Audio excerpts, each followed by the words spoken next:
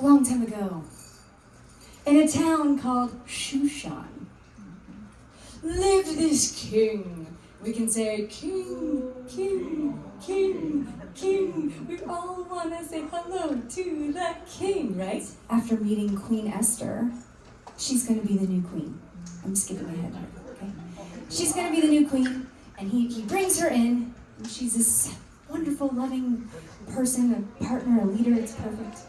So now they're together, Queen Esther, the king, and we can start.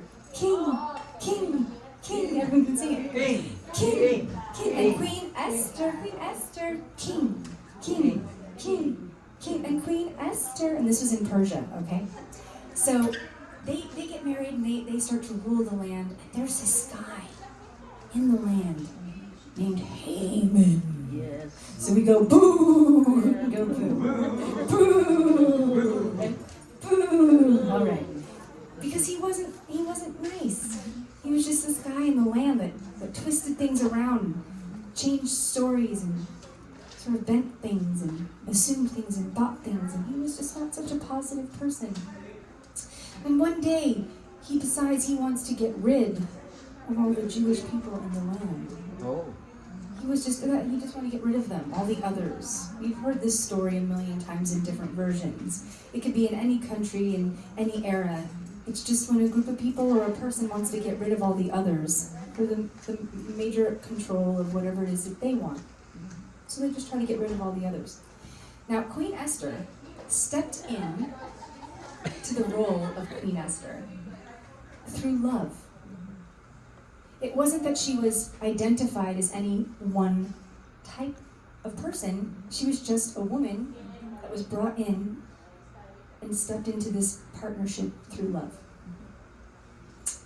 But what people didn't know, what the king didn't know, was that she was actually a Jew herself. And it was something that she just didn't share. She didn't hide it per se, it's just it wasn't revealed.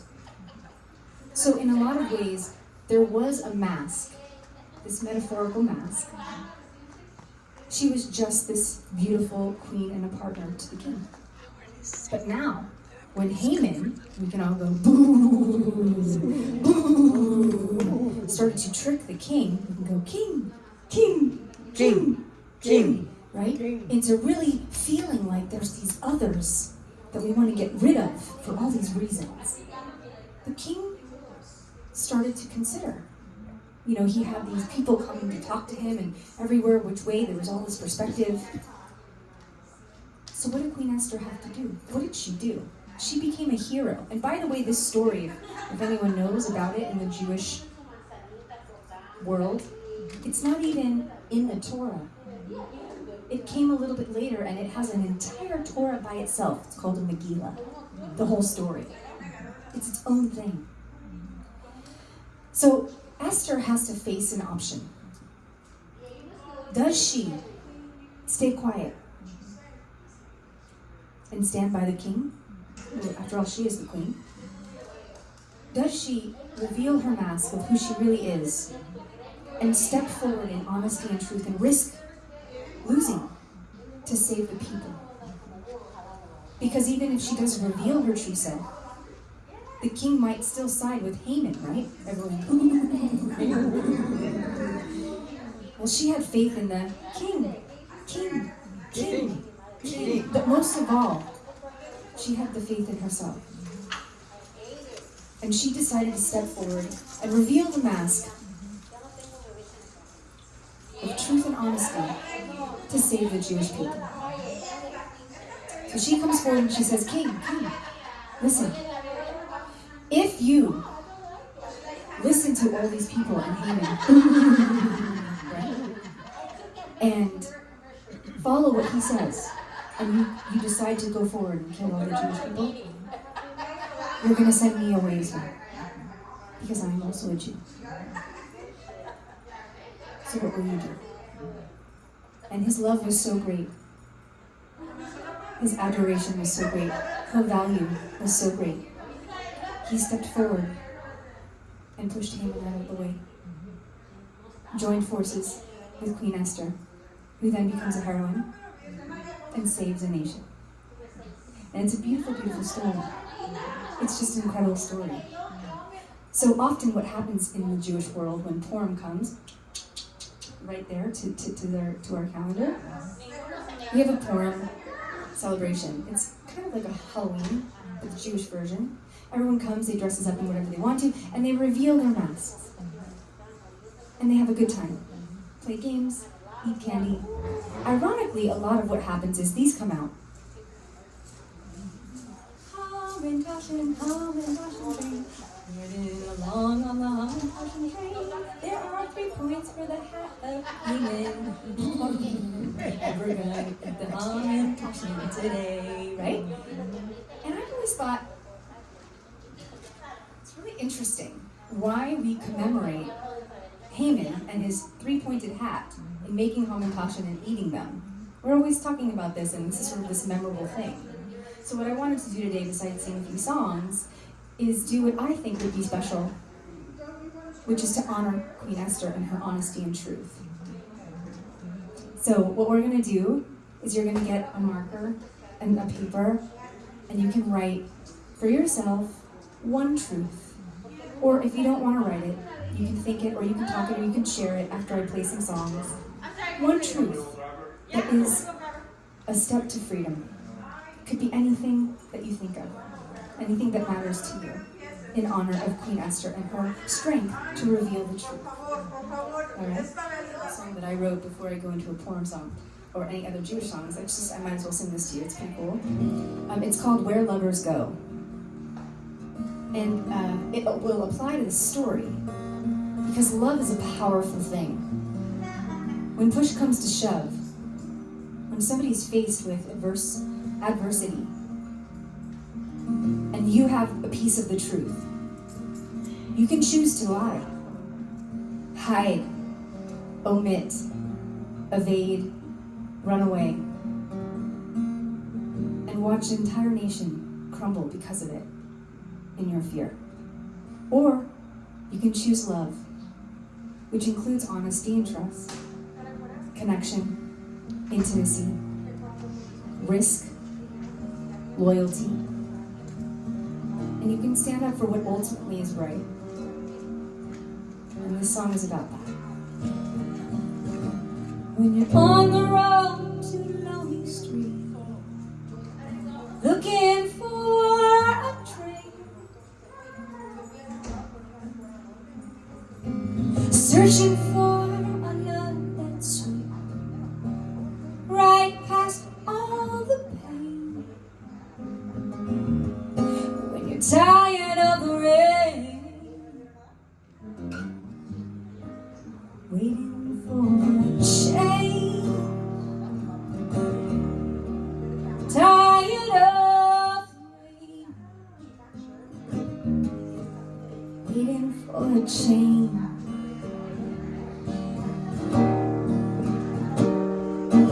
Follow me where lovers go, deep inside the heart.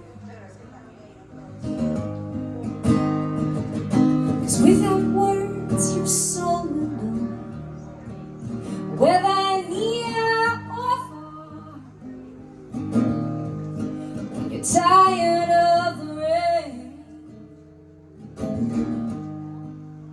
waiting for a change, tired of the rain, waiting for a change.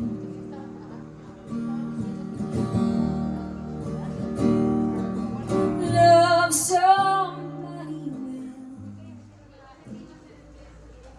well, but don't love too much. Love somebody still, oh, right down to the touch. You'll know it's real.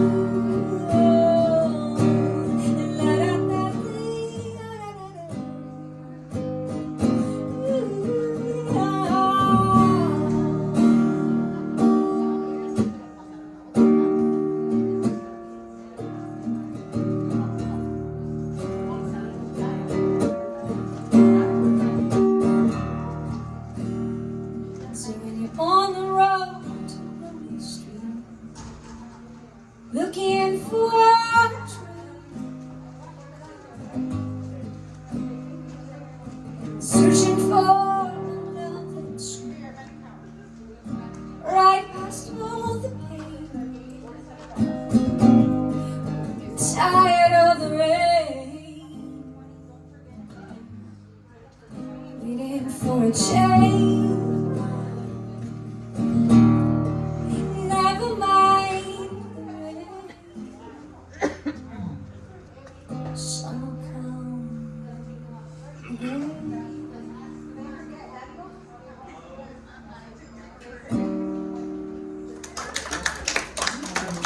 Hebrew song now. Maybe you can sing it back if you want to. It's pretty easy. I'll just do a line. And it goes like this.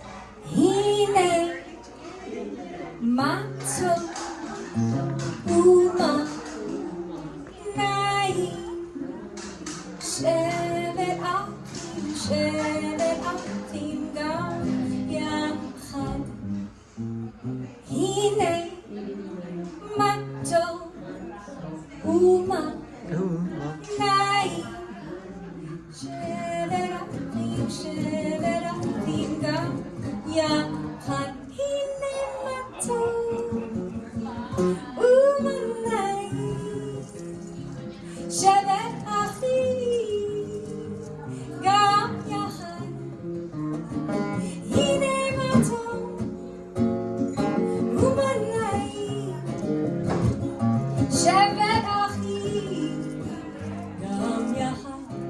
Last time, I'll say hine matzo uma nai shevet achim gam yachad, which means how peaceful it is.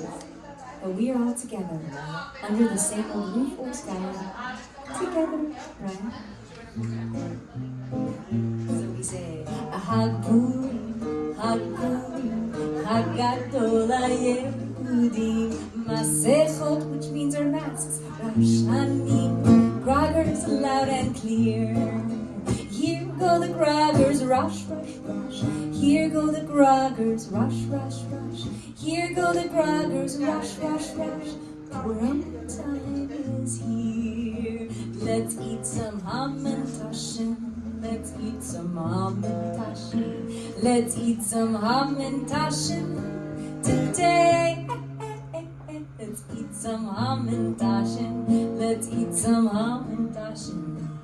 Let's put the lights away. Purim's here, it's a holiday so near. Masks and songs sing along, groggers loud and clear. Here go the groggers, rush, rush, rush. Here go the groggers, rush, rush, rush. Here go the groggers, rush, rush, rush. Purim time is here. What is your truth today? What do you want to say? What is your truth today? How will you play it out? Will you save a nation? Will you reveal yourself? Will you say the word and help the other side? What is your truth? What will you do today? Will you make a difference? What will you say? Purim's here, it's a holiday so near. So in my mind, there's no accidents really in a way. You know, every community, every group of people, every moment in a room, I feel like souls, energy, we're all put there for a reason in this minute of a moment, for a memory or a lesson. And no matter where you are in your life, no matter what age we are told we are, or whatever, there's always a purpose. There's always something to do in that minute of the moment. And it's like a domino effect. You just never know. You might be in this room right now, helping somebody who is next to you. And in that moment of grace, the gratitude the other person receives with the help could change their entire family line. It's never over. And it's never too late to have an impact and make a difference.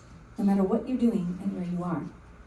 One little gesture in this very room could offer healing to one person that could change their entire family line.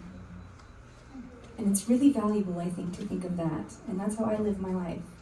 Sometimes the worst moments, the most negative moments, the most harshest of harshest seconds that just break us down are the pinnacle moments of the largest transformative piece of our lives for evolution, for anyone in the room. So if there's anything I can offer and a takeaway with our fun moment here, before we get our cards to write our truth, if you want to do that, that's my message as Queen Esther today, as we find our truth. Okay, so I'm going to walk around now with the cards.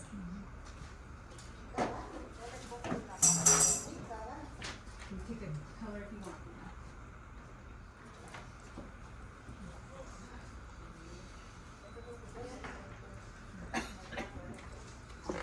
Move the black one out of the way.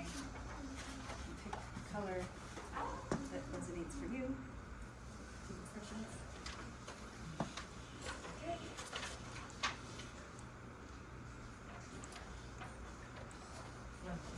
One.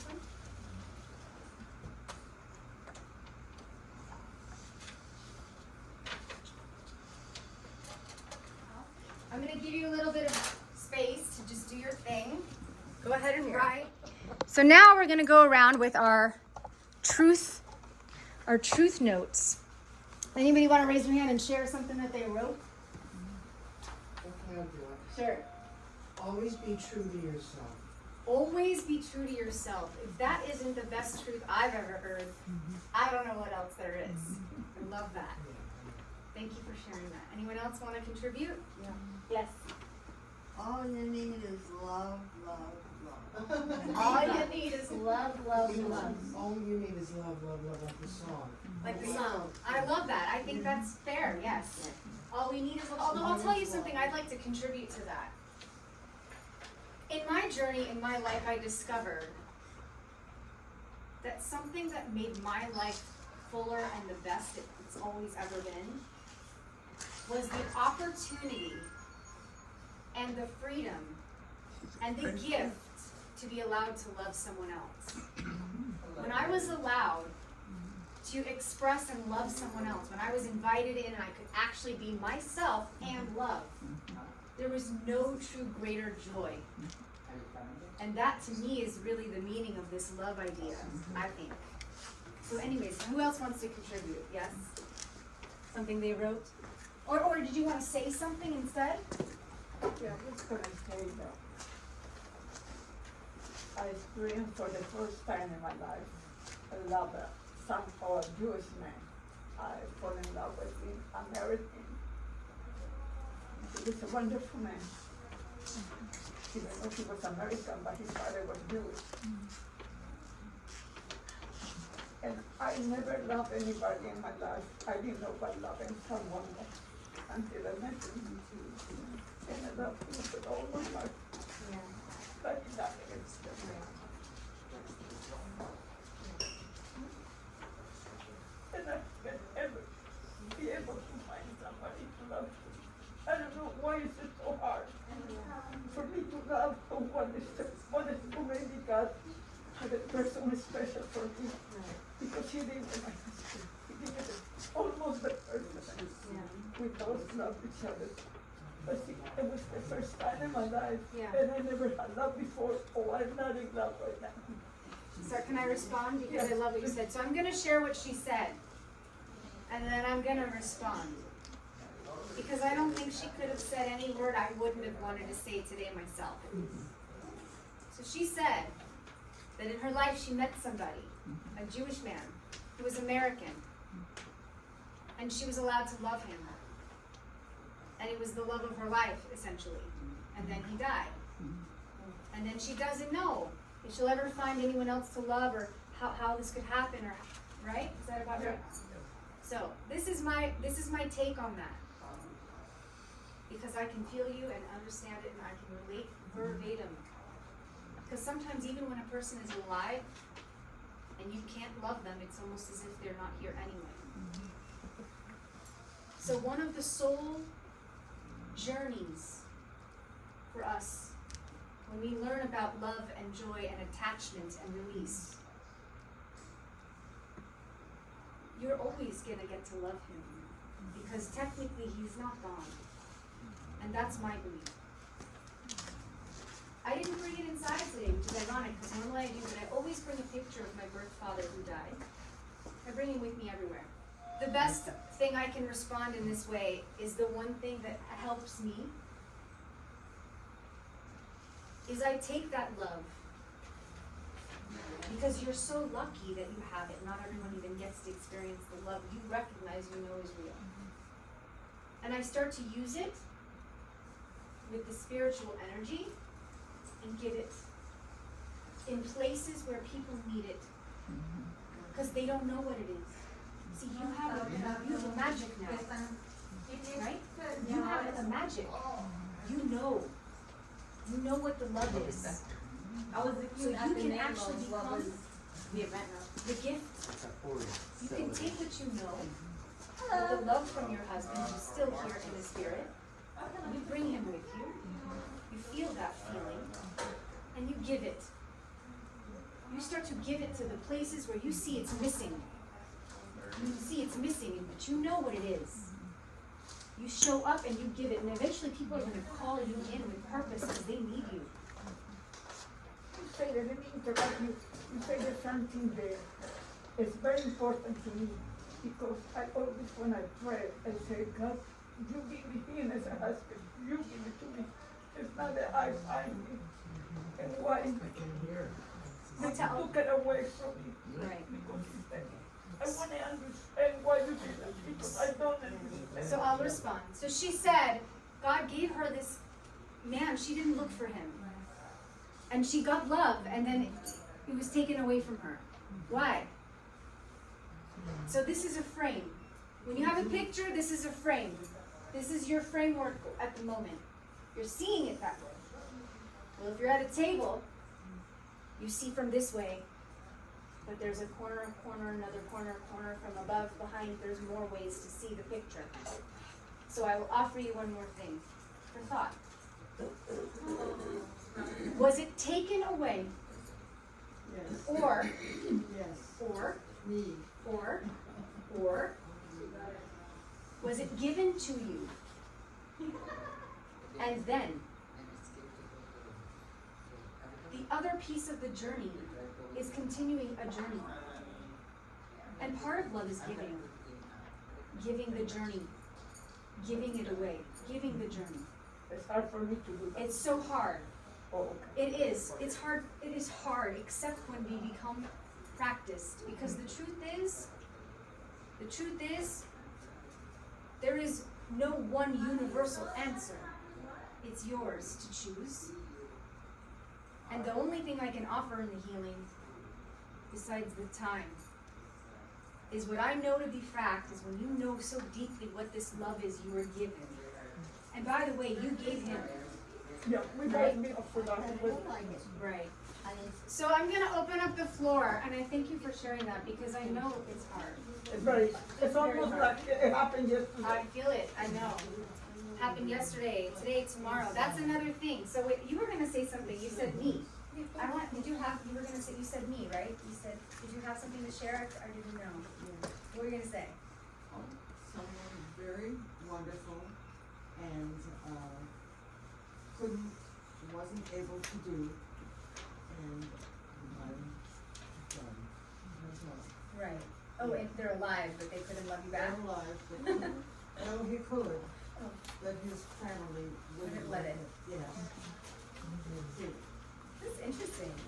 Yes, it is, isn't it? It's interesting on multiple levels you wouldn't even know.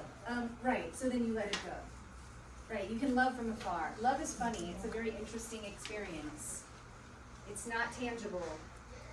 It's not linear. Yeah. Anyone else want to contribute anything with their truth papers? Yes. The Old Testament Torah We are made in the image of and likeness of God, man and woman. Love one another without prejudice into human freedom. I love that. Does anybody else want to contribute to with their truth cards? Yes? Yeah, it's pale by comparison, but it's more literal. Chag Purim, Freilich Purim. Enjoy the happy day of Purim with others. Freedom, safety from danger and death. Live life. Live life. I love that. Chag Purim, live life in freedom and safety for others. I think that's actually, everything is equal value. It really is. We're bringing into this room, this center, all of these beautiful thoughts of truth. Is every holiday of Jewish holiday, they have always different dessert for every holiday, like Purim. Why Hamantaza? Why what is the other one? The round that very sweet, the with coconut. Oh yeah, for Passover. Is that how do you call that? Macaroon. Yeah. Right. Okay. So I think the question is, so there's this the Jewish people have all these holidays, and I just went through the concept that we have a circular calendar broken up into Jewish months, and each month there's something, either a holiday to commemorate what happened where we don't want it to ever happen again, so we remember it, or it's a holiday we commemorate something that was amazing, a miracle, and we want to remember that, so that happens. Well, since we're the people of the book, and then I call us the spirit or the soul of the land, we're this indigenous people that have always moved around as diaspora, really, rather than having a land. Until now we talk about Israel, or we're there. When we were there before and then moved around for reasons, right? So in our culture, whether you apply the religiosity piece or convert that into a spiritual way of living, we have guidelines, we have experiences, we have meaning and symbol and reason and ritual, and it's a part of what makes us a people and a nation, is that we could be anywhere in the world at any time, but the Jewish calendar is what it is, and wherever it is, at that moment, we're doing it. And if we're not doing it, we might be thinking about it. If we're not thinking about it, we might be learning about it. But it's a universal piece of our nation that brings us together as a whole, no matter where we are in the world. And we assign meaning to symbols and ritual because it's in the act of the doing and the being that keeps things living, right? So when we're doing, we're actually being. And when we're being, we are what you brought out in the quote. We are in the image of God. Sometimes we are doing and we're being. What are we informed by? We might be informed by things outside of ourselves that placate fear. So we'll be doing without the conscious. In Hebrew it's called kavanah, without intention. Well, these rituals and these symbols and the meanings, the Jewish calendar that marks the months with pillars and where we start and stop, that gives us parameter. I call it parameters of possibility. But it gives us the parameters and the benchmarks to go throughout each minute to each moment for the magic, for the soul to have its experience, learning good or bad or mistakes or not. And so, and if you meant literally, why do we have the Hamantashen? Literally, it's because it's a triangle with 3 points. And each point represents the hat that Haman wore. And that's why I brought in my version of what I wanted to contribute to the holiday, because a lot of times there'll be a Purim carnival, and everybody will be encouraged to dress up in a Halloween costume to mask yourself. As Queen Esther masked herself initially by just not revealing that she was a Jewish person. But she revealed that metaphorically to save the Jewish people at the risk of herself being killed, at the risk of her relationship with her king being destroyed, at the risk of him not following or believing or agreeing with her and still signing off with what Haman wanted. She took that bravery choice and went, here's the honesty. You choose with what's real. Do you love me enough to save the Jewish people who are my people? Because I'm a Jew. And what he wants to do to those people, he'll do to me. What do you think? And so to me, we're honoring the holiday with symbols. So maybe, I don't know for sure, maybe because we eat the hamantash and we're like eating away the triad. But that's why I wanted to contribute and add the writing of the truth. And sometimes for children, I'll write cards. Your truth can save a nation. Speak your truth. Masks off. It's okay to be yourself. It's okay to be honest. It's okay. Reveal the truth and you can help the world. And they're little cards and then I pass them out as Queen Esther because it's fun. So anyways, yeah. Yeah, I entered into faith when I was 14. I was reading the Torah, the Old Testament, and I ran over across this, you're made in the image and likeness of God. And I remember I began to think I treated people badly, and I realized we're not God, but we're kind of like Him. Mm-hmm. Because He likes to love us. Right. And so that made me basically said, anybody I meet, if I mistreat them, it's like mistreating God. So I learned good, bad, ugly, Right. whatever race. And God gave me work all over the world. And so, Yeah. but that's always underneath when I see people judging each other. Like, Yeah. I say, well, that's Right. not what we're supposed to do. We're supposed to Right. love, and even the difficult people. So, You know, it's funny. You're saying something, and I'm personalizing it a little bit, thinking about something myself, and it's challenging because sometimes we do things aware. We make a choice, and it may inevitably hurt someone else. Sometimes that choice inevitably hurts someone else, but maybe what they're doing initially is hurting someone, and it doesn't stop. And our choice to love, though it may hurt someone else, can possibly crack open the code to help everyone be loved. So it's hard sometimes with this gray area of right and wrong and order, because it's not always linear.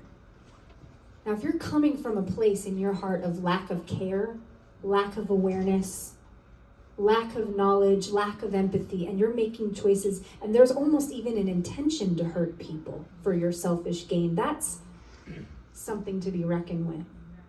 And we all have to figure out a way if that's how we are. No good. There's also another category of hurt, though. It's an accident. An accident with a car.